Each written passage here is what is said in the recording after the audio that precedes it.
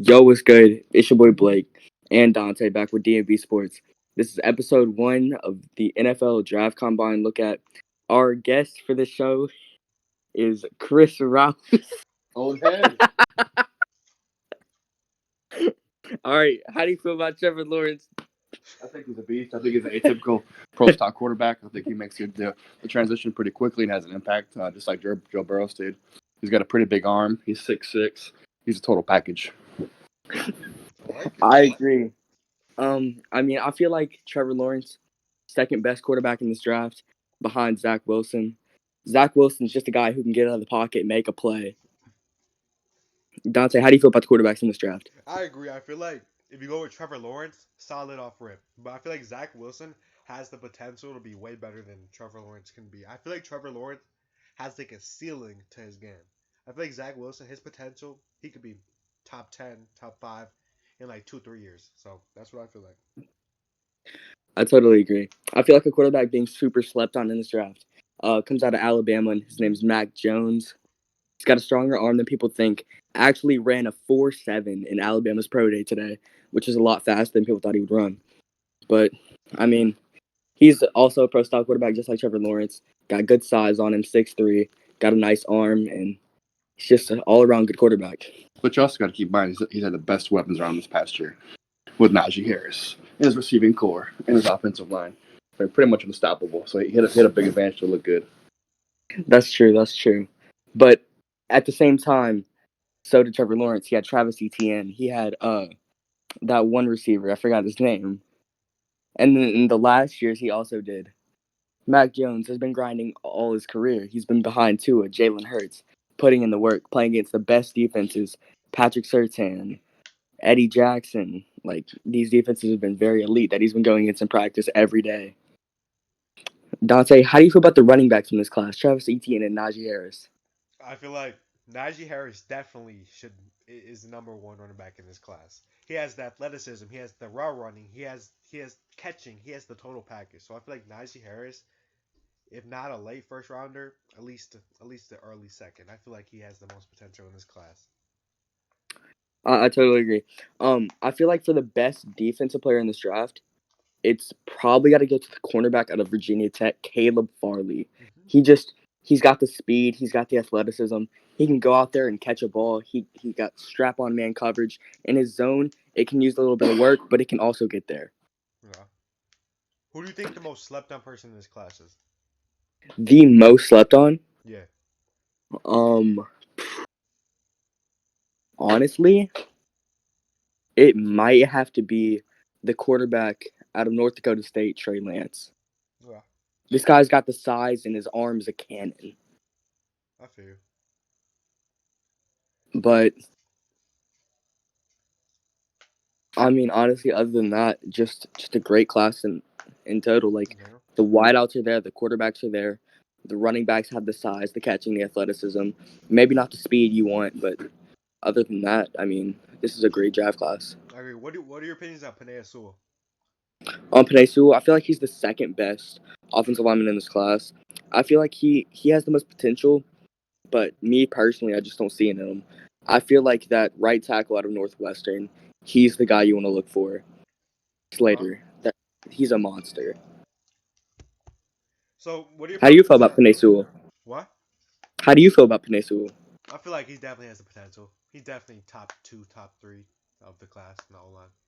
Well, I have a question.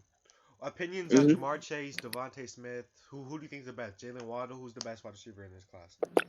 The best wide receiver skill wise, I'm gonna have to go to Devontae Smith. But looking at it from an NFL view, Jamar Chase just has the size, so I feel like he's gonna be the first receiver taken. But if you want that X factor, that Tyreek Hill, then you go Jalen Waddle. Jalen Waddle. Huh? I just don't see him. We saw Jalen Waddle. He was still outrunning people like he always will, but he still looked wobbled up. I do not feel like he should have played in that championship game. Do you feel like that set back his recovery time, or like do you think that just improved his like clutchness, his readiness to come whenever he needs to? What do you feel? I feel like the kid wanted to play in the championship game. Yeah. I don't think it messed up his recovery at all because I watched him in the pro day today, and he looked like the Jalen Waddle we all know and love. But I mean, he's always going to be that fast. He's always going to make a play. And honestly, his catching is there too. All season long, he makes these one-on-one balls, goes up and snags it. The only thing I can see that he needs to work on maybe is his route running. It's a little scratchy. Well, what do you feel like is the most important thing in a wide receiver? Route running, speed. Like, what do you think? What do you feel like is the most important? I think the most important thing in a wide receiver is catching, Catching. Okay. because um, no matter how good your route running is, no matter how fast you are, Okay. if you can't catch the ball, it does not matter. Okay, Blake. I have a few questions. Player comparisons. Who would you compare Trevor Lawrence to in the NFL? Current Who would I or compare Trevor Lawrence to? yeah. Um, Honestly, I would compare Trevor Lawrence to the rookie Justin Herbert. They play very similar. They have very similar archetypes. They run the ball, they throw the ball. But I feel like Trevor Lawrence, honestly, just all around a better player, better mobility, a stronger arm. The only thing I might give Herbert is the accuracy, but honestly, I feel like Trevor Lawrence is the better football player. Okay, I like it. Okay, next comparison. We got Patrick Surtain out of Alabama. Patrick Surtain on Alabama. He's a very pro-ready cornerback. He's His zone coverage is elite. Now, the team he will fit with the very best, I think, is the Dallas Cowboys. And if they did draft him, he would actually fit up very well with his teammate Trayvon Diggs, who also played at Alabama. Okay. But Surtain, he's just a very physical corner, can get to you at the line, can make a tackle one-on-one. And honestly, I think that's what you want your number one corner to be able to do. Okay, I feel.